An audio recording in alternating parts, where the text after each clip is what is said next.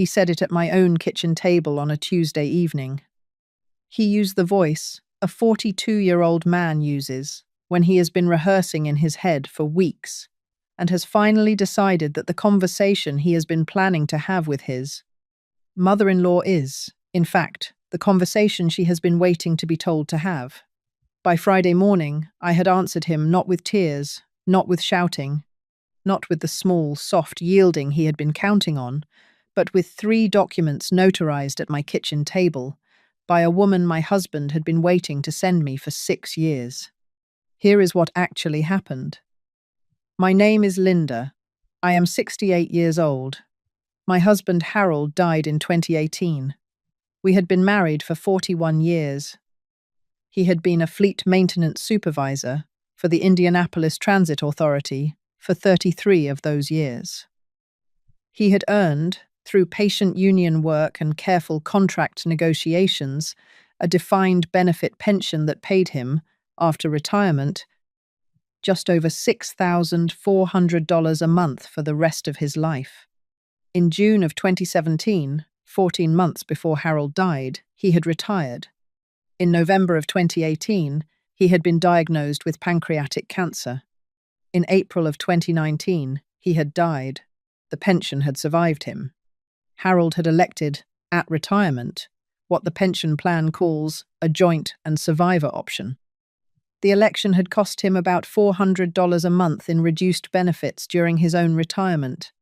It had also meant that on the day he died, the pension would not stop. It would continue to pay to me, his widow, for the rest of my life, at the full survivor rate of approximately $5,800 a month. I had thought, at the time of his election, that the joint and survivor option was generous. I had told him so.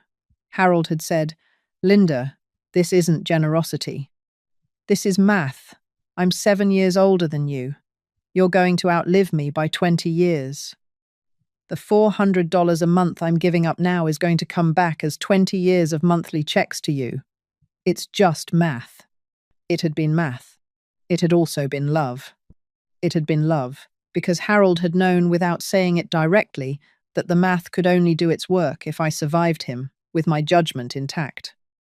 He had known that an elderly widow with a pension is, in certain kinds of families, the most attractive possible source of supplemental income for an adult child, or that child's spouse. He had not said this to me at the time. He had simply made the math work. And then he had, in the spring of 2019, 3 weeks before he died, made one other small arrangement that I would not learn about for 6 years. The other small arrangement was waiting in a lawyer's office. The lawyer's name was Mara Ellsworth. I had not yet met her. I had liked my son-in-law initially. I had liked him because my daughter Kayla had brought him home in 2014 and introduced him as Greg from the bank, meaning that he was a regional lending officer at a credit union in Indianapolis, and that he had a steady job, and that he had been polite to my husband when Harold was still well enough to be polite back. Greg had been 30 at the time. Kayla had been 28. They had married in 2015. They had 2 children, my granddaughter Cora, age 7, and my grandson Benjamin, age 4. Across the 10 years I had known Greg, I had watched him very slowly become someone other than the Greg from the bank I had liked initially. The change had been gradual. It had started, I think, in 2017, with a particular kind of question Greg had begun asking me about my finances. The first question, I remember it, because of how casual it had been at Thanksgiving dinner, 6 months after Harold's retirement. Greg had asked, "Between the turkey and the pie, so Linda, Harold's pension, is that a single life thing, or did he do the joint survivor option?" I always recommend joint survivor for my clients at the bank. I had said, "He did the joint survivor option." Greg had nodded. He had said, "Smart, very smart. Most people don't realize what they're giving up." I had thought, at the time, that he was making polite, professional conversation. I had been wrong. I had been wrong, because Greg had been, at that Thanksgiving dinner in November of 2017, beginning a slow, careful inventory of what would eventually be available to him and his wife. The pension was the first item. The house was the second. The small investment portfolio was the third. The car was the fourth. The life insurance was the fifth. He had not told Kayla what he was doing. Kayla had not noticed. I had not noticed either, at first. I had noticed only that across 2018, 2019, 2020, and 2021, Greg had been progressively more interested in talking to me about my situation. He had asked me, in 2019 after Harold's death, whether I had a long-term financial plan. He had offered, in 2020, to help me organize my accounts. He had suggested, in 2021, that I might consider consolidating things into a single brokerage account for ease of management. I had declined, politely, each time. I had also, in 2021, made my first private phone call to a lawyer. The lawyer had not been Mara Ellsworth. I had not yet known Mara existed. The lawyer had been my regular estate attorney, a woman named Helen, who had drafted my will after Harold died. I had called Helen in March of 2021 and asked her, over the phone, whether there was any way for my son-in-law to gain access to my pension or my house without my explicit written consent. Helen had said, "Linda, not without your written consent, no. The pension is yours by federal contract. The house is in your name. He cannot do anything without you signing." I had said, "Helen, thank you." I had hung up. I had not yet, at that moment, in March of 2021, told Helen what I had been observing. I had not yet told anyone. The observations had continued. In 2022, Greg had begun making small comments at family dinners, at birthday parties, at the small Easter brunch I had hosted that spring about family resources and generational planning and how we as a family approach money. The word we had been doing increasing structural work. The we had been Greg, Kayla, Greg, the children, Greg, and by clear implication, me. We had not been Greg and his own parents, who lived in Florida and whom Greg saw twice a year for 48-hour visits. We had been the family Greg had married into. I had laughed at the time, at the small, soft phrases. I had laughed because the alternative, calling my son-in-law what the evidence was beginning to suggest he was, felt larger than I was yet willing to call him. By the autumn of 2024, the laughing had stopped working. The conversation I am about to describe, the conversation that ended 7 years of laughing, was on a Tuesday evening in early October of 2024. It was at my own kitchen table. Greg had come over alone, without Kayla, on the pretense of dropping off a homemade pie his mother had sent up from Florida. He had not been planning to leave the pie and go. He had been planning to deliver with the pie, a sentence he had been rehearsing for several weeks. The pie had been pecan. It had arrived, in a plastic Tupperware container, with a small handwritten label in Greg's mother's handwriting that read, "For Linda from Nancy in Tallahassee." The pie itself had been overcooked. The crust had been burned slightly around the edges. The label had been the most thoughtful part of the gift. Greg had set the pie on my kitchen counter at 6:15 p.m. He had said, "Linda, Mom wanted me to bring this up. She says hi. She wishes she could see you more often." I had said, "That's very kind. Thank her for me." He had said, "Linda, listen, Kayla and I have been talking. I wanted to come over without her tonight because, well, this is a conversation that I thought might be easier between you and me, without her being in the middle. Do you have a few minutes?" I had noticed, in that opening, 3 specific things. I had noticed that the conversation had been planned in advance. Kayla and I have been talking, and that the conversation had been carefully separated from Kayla's actual presence. I had noticed that Greg had pre-framed the conversation as a kindness to Kayla, easier between you and me, without her being in the middle, when in fact it was probably a kindness to himself, since Kayla would likely have been embarrassed by what he was about to say. I had noticed that he had asked whether I had a few minutes in a tone that suggested he was hoping I would say yes, and was prepared to redirect if I said no. I had said, "Of course, Greg, sit down. Let me put on the kettle." We had sat at the kitchen table. I had poured tea. I had set a small plate of shortbread cookies between us. I had waited. Greg had taken a breath. He had clearly rehearsed. He had said, "Linda, this is going to sound direct. I want to apologize in advance if it does. I have been thinking for a long time now about what's best for our family, for Kayla, for the kids, for all of us. And I have to say something I have been holding back from saying for years." I had nodded. He had said, "Linda, your pension, Harold's pension, the survivor benefit. I want to talk about it." I had said, "All right."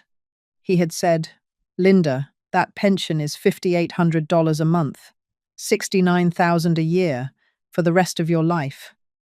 Linda, that money, it shouldn't just sit in your accounts. It should be working for this family, for Kayla, for the kids." Harold worked 33 years for that pension. He worked it for his family, not just for you, for all of us. Kayla is his daughter. Cora and Benjamin are his grandchildren. That money, it belongs to this family, not just to you. I had set down my tea. I had said, very calmly, "Greg, please continue." He had taken that as encouragement. He had said, "Linda, here's what I'm thinking.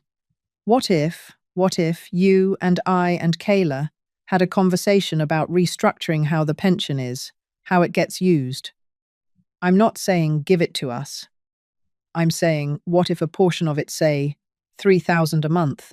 What if a portion of it got automatically transferred to a family account every month? You and Kayla and I would all be signers on the account.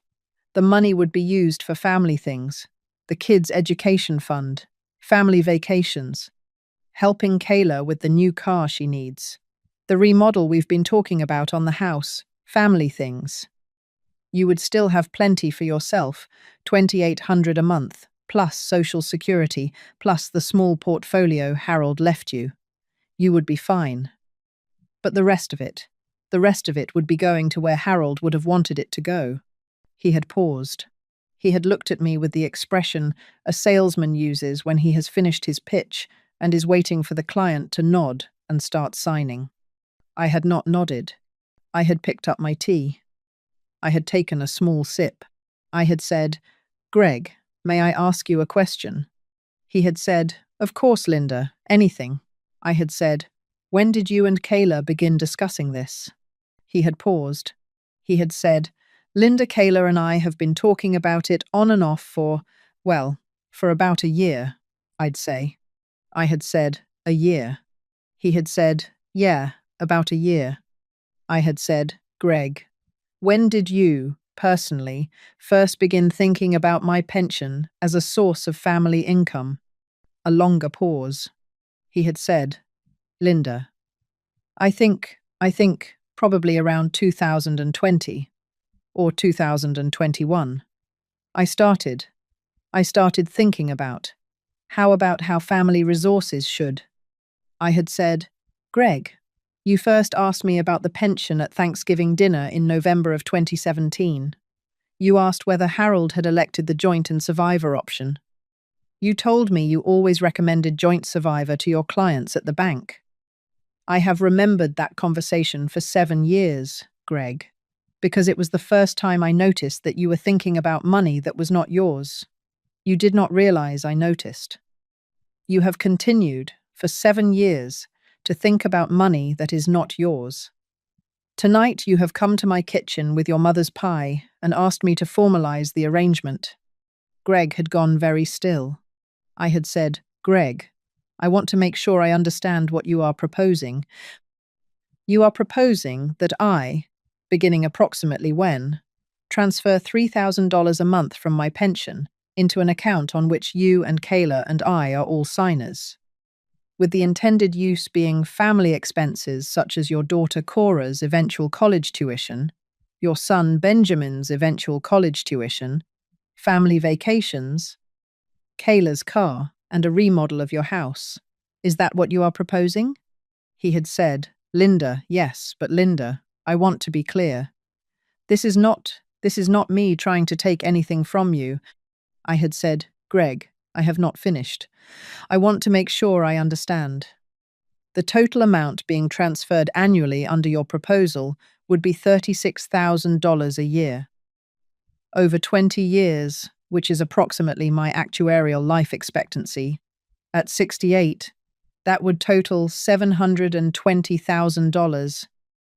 The remaining portion of the pension would total approximately $670,000 over the same period.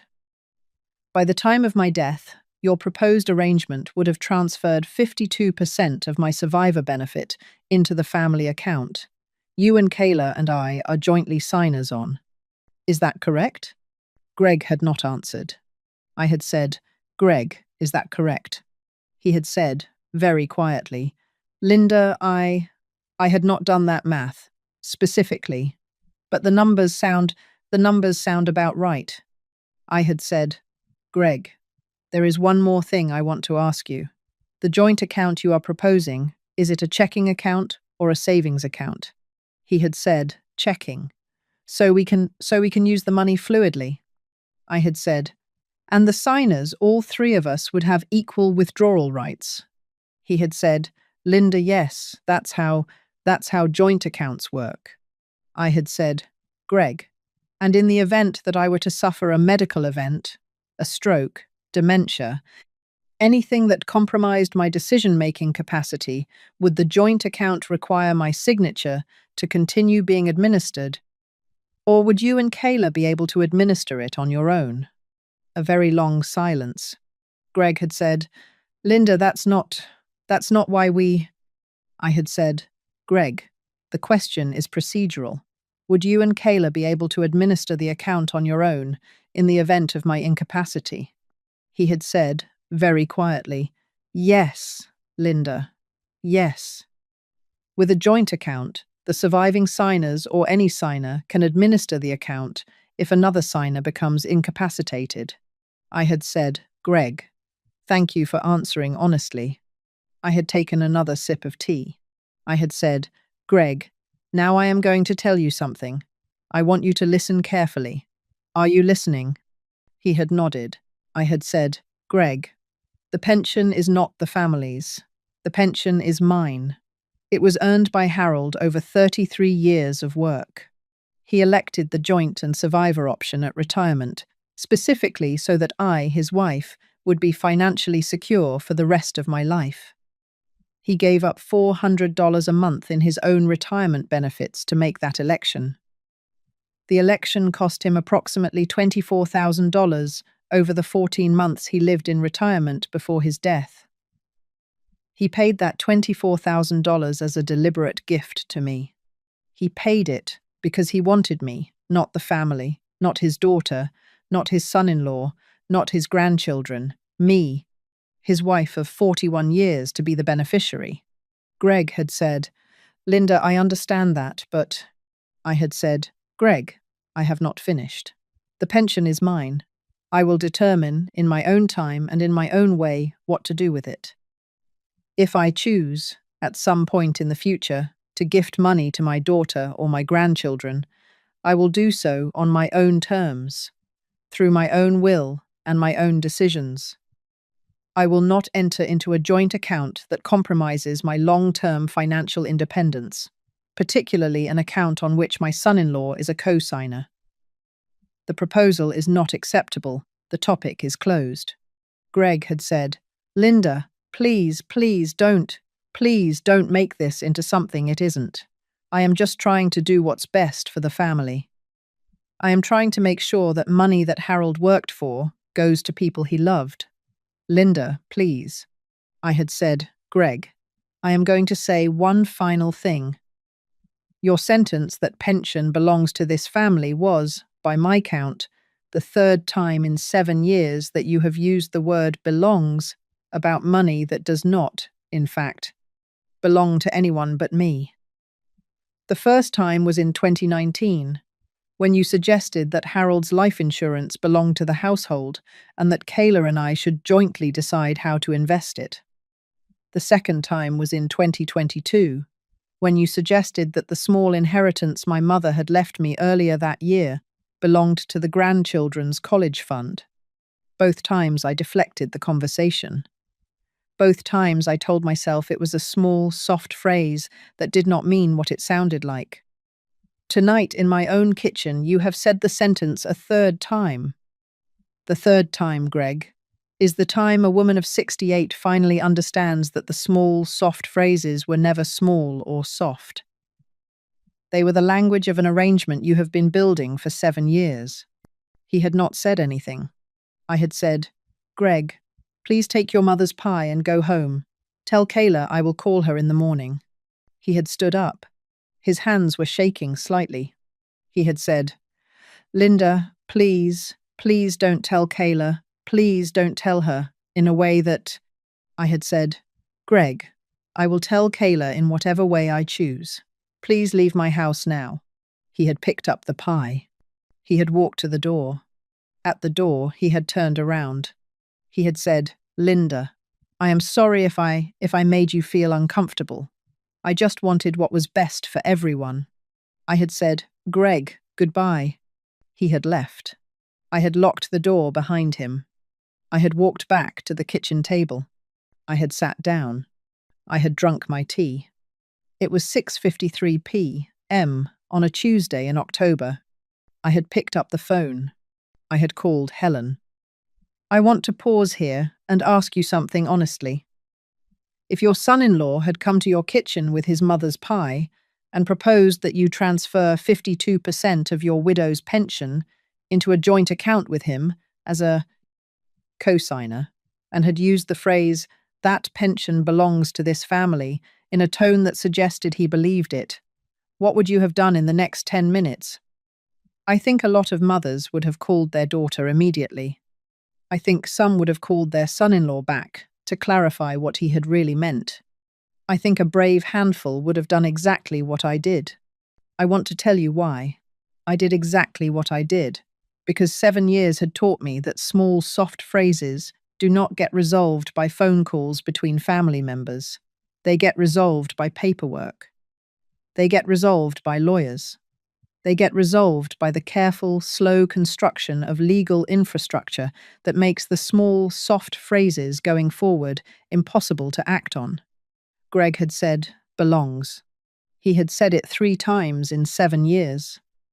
The third time was the time I made it impossible for him to say it again. I had picked up the phone at 6:53 p.m. I had called Helen at her office. I had not expected her to answer at that hour. The call had gone to voicemail. I had left a careful message. Helen, this is Linda Whitlock. It is Tuesday evening, about 10 to 7. I have just had a conversation in my kitchen with my son-in-law Greg that has made it necessary for me to make some significant changes to my financial arrangements. I would like to come to your office tomorrow morning at 9 if you have time. Please call me when you can. I had hung up. I had made myself a small bowl of cereal for dinner. I had eaten it at the kitchen table, where Greg had sat 90 minutes earlier. I had gone to bed at 11 p.m. I had slept the way a woman sleeps when she has, for the first time in 7 years, decided to use the word belongs in her own way. Helen called me back at 8:07 the next morning. She said, Linda, I got your voicemail. I have a 9 a.m. opening. Come in. Tell me what happened. I drove to her office. I told her the whole story from Thanksgiving 2017 to the kitchen table the previous evening, the pension question, the joint and survivor election, the 7 years of small, soft phrases, the pie, the proposed $3,000 a month, the joint account, the 52% calculation, the procedural question about my incapacity. When I had finished, Helen had not spoken for a long moment. Then she had said, very quietly, Linda, Harold left you something with us 6 years ago. He left it with my colleague Mara Ellsworth, who specializes in elder financial protection. He gave Mara very specific instructions about when to be contacted. The trigger was, and I am quoting from her file, when Linda's son-in-law proposes a financial restructuring that involves shared access to her pension or her accounts. That is the literal phrasing in Harold's instruction. He wrote it 3 weeks before he died. Mara has been waiting 6 years. I had said, Helen, Harold thought of this. She had said, Harold thought of this, Linda. He thought of the specific phrasing. He thought of the specific person. He thought of the specific trigger. I will call Mara now. She will meet us at your kitchen table tomorrow morning at 9. I had said, Helen, tomorrow morning is fine. She had said, Linda, before tomorrow morning, I want you to do one thing. I want you to write down by hand, on paper, the exact phrase Greg used last night. 3 times if you remember 3, 2 times if you only remember 2. The exact words. We will need them tomorrow. I had said, Helen. The phrase was, that pension belongs to this family. He said it once last night. He has said similar phrases at least twice in previous years. I remember the years. She had said, write down all 3, bring the paper tomorrow. I had said, I will. We had hung up. I had gone home. I had written down the 3 phrases by hand on a piece of yellow legal paper, dating each one as best as I could remember. I had set the paper on my kitchen table beside the small notebook I had begun keeping the previous evening. I had waited for Thursday morning at 9. Mara Ellsworth arrived at my house at 8:58 on Thursday morning. She was a woman in her early 50s, with short dark hair and the careful posture of a person who had spent 20 years drafting documents for elderly clients. She brought a leather portfolio. She brought a notary in a separate car. She brought, in a sealed cream envelope inside her portfolio, a letter Harold had written in April of 2019, and given her 3 weeks before he died. She handed me the letter first. I broke the seal. I read, Linda, if you are reading this, our son-in-law has finally said something to you about my pension or about your finances that he has been working up to saying for several years. I am sorry I am not there. I am writing this in April of 2019. I am very sick. I have asked Mara to be ready for this moment because I have been watching Greg, for 2 years now, ask questions about our money that he has no business asking. He asked me, in February of 2019, while I was in the hospital, what kind of survivor benefit I had elected. He asked me in a way that he thought was casual. It was not casual. He has been working on you slowly, Linda, in ways you may not yet have noticed. I am writing this letter so that the day he stops being slow, you will not have to think about what to do. Linda, the pension is yours. I elected the joint and survivor option because I love you. I gave up $400 a month for 14 months. Total cost of about $2,400 during my own retirement. Since I died, before I expected to, so that you would have $5,800 a month for the rest of your life, that money was for you, not for our daughter, not for our son-in-law, not for the grandchildren in any direct way, for you. The documents Mara has are these. First, a revocation of any informal financial authority Greg may have inferred from social interactions. This is a written declaration, notarized by you, that no one in our family other than you has any authority over your money. This document is for you to have on file. It is not for distribution. Second, an irrevocable trust covering the house and the small portfolio. The trust beneficiaries are Cora and Benjamin, our grandchildren, equal shares, accessible at age 25 each. The trust skips Kayla and Greg entirely.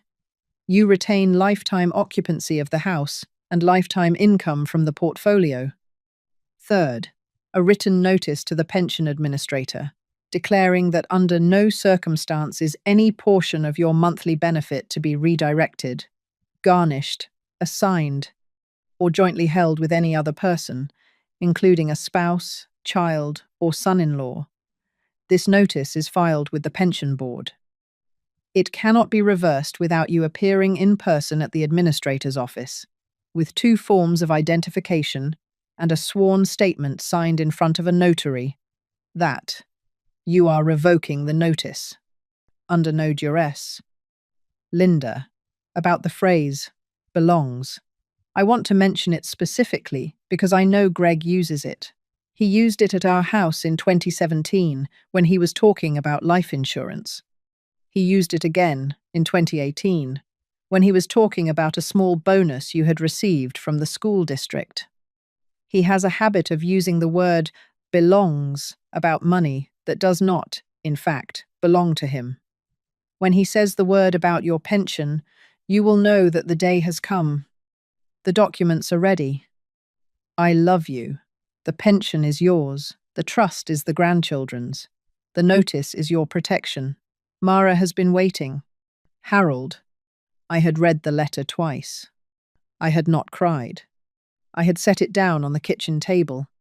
I had looked at Mara. I had said, Mara. He used the phrase Tuesday evening.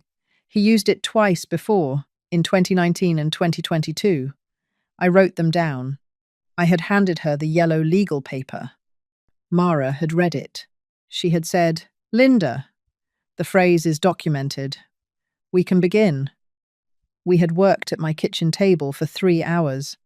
I had signed the revocation of informal authority. I had signed the irrevocable trust covering the house and the portfolio. I had signed the written notice to the pension administrator. The notary had stamped each document. By noon on Thursday, the house and the portfolio were in trust for Cora and Benjamin. The pension administrator's office in Indianapolis had received, by certified mail, the written notice declaring that no portion of my monthly benefit could be redirected or jointly held with any other person. My informal financial authority had been revoked in writing, with the document on file in Helen's office, in case I ever needed to produce it. Greg had not yet, on Thursday at noon, been told. I had decided I would tell Kayla first. I would tell her on Friday morning. I would tell her without Greg in the room. I called Kayla on Friday morning at 10. I asked her to come over for coffee. Alone, without Greg, without the children. She arrived at 10:45. She sat at my kitchen table. I poured her coffee. I said, Sweetheart, I want to tell you what happened on Tuesday night and what I did about it on Thursday.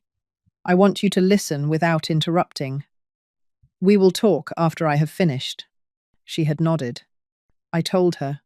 I told her about the pie, the pension, the proposed $3,000 a month, the joint account, the procedural question about my incapacity, the 7 years of belongs, the phone call to Helen, the letter from Harold, the trust, the pension notice, the revocation.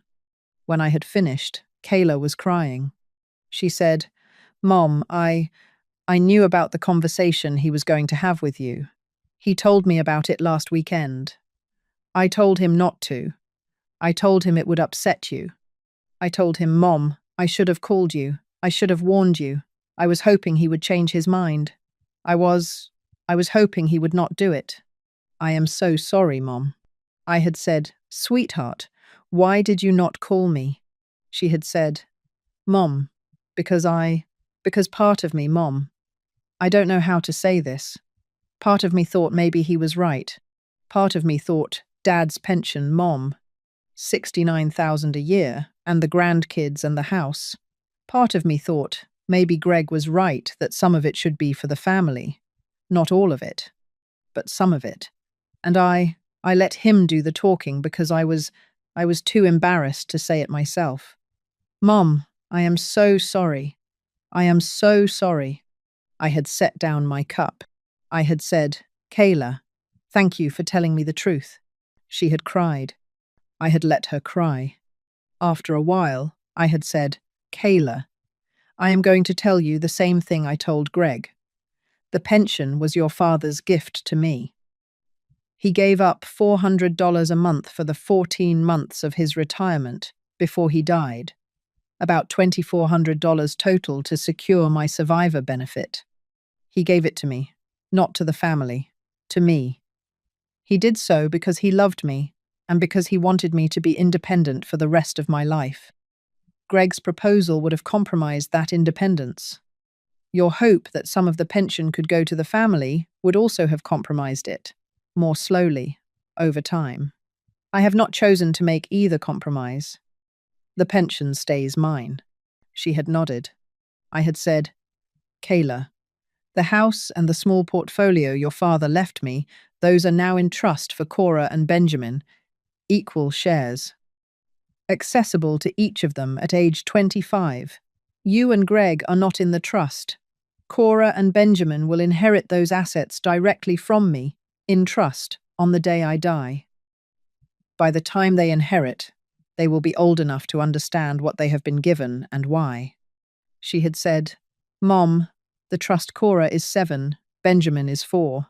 They will be 25 in 18 years, 21 years.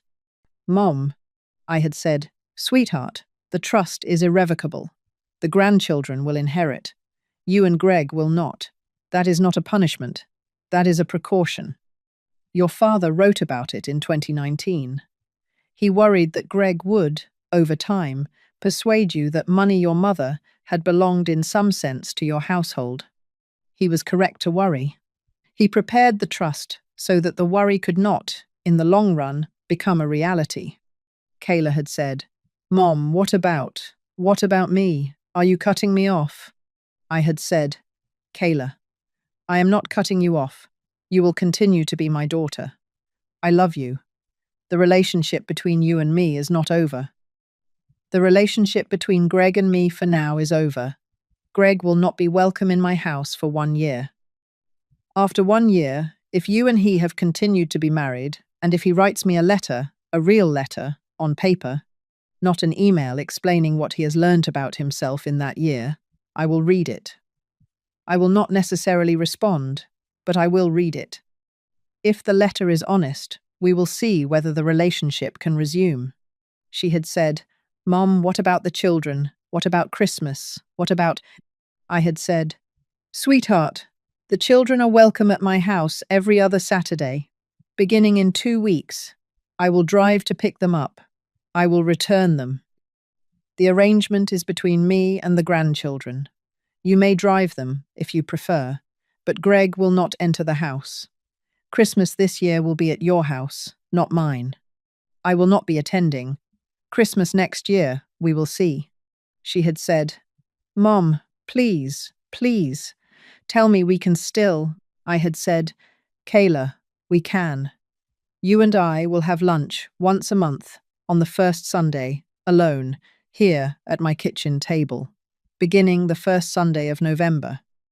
I will cook pot roast. We will eat. We will talk about your week. We will not, for 1 year, discuss money. After 1 year, we will see whether we have something to talk about that is not money. I suspect we will. She had nodded. She had said, Mom, I love you. I had said, I love you too, sweetheart. Thank you for being honest with me this morning. The honesty matters. We will build from here. She had hugged me at the door. She had left. I had sat at the kitchen table for a long time after she had gone. I had not cried. I had picked up the small notebook I had begun keeping on Tuesday evening, and I had written 1 line. That night, I sat in Harold's reading chair in the living room with the small notebook in my lap, and I wrote 1 line. My daughter's husband said the pension belongs to this family. So I answered with paperwork, not tears, and I learned, at 68, that the most generous thing my husband ever did for me was the 3 weeks in April of 2019, when he sat with a lawyer named Mara, who I had never met, and asked her to be the friend I would need when I finally decided to stop laughing. Sometimes dignity does not arrive with shouting. Sometimes it arrives in a piece of yellow legal paper on which a woman has written 3 sentences. A man has said to her over 7 years, each one beginning with the word belongs. I closed the notebook. I poured myself a small glass of wine. I sat with it for a while. Greg called me on Friday at 3 p.m. I let it ring. He called me again at 3:45. I let it ring. He called me at 5. I let it ring. He called me at 6:30. This time, I picked up. I said, "Greg." He said, Linda Kayla just told me, Linda, please, can we talk about this?" I said, "Greg, the conversation is over. The trust is signed. The notice has been filed with the pension administrator. The revocation has been notarized. None of it is reversible. I have nothing to say to you. Please direct any further communication through Helen Walsh or Mara Ellsworth. Their numbers are on the documents you will receive by certified mail next week."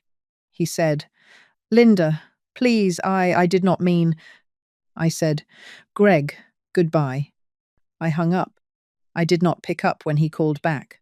He called back 4 more times that evening. I let it ring each time. At 9 p.m., I turned off the phone. I went to bed at 10:30. The certified mail arrived the following Wednesday. Greg signed for it.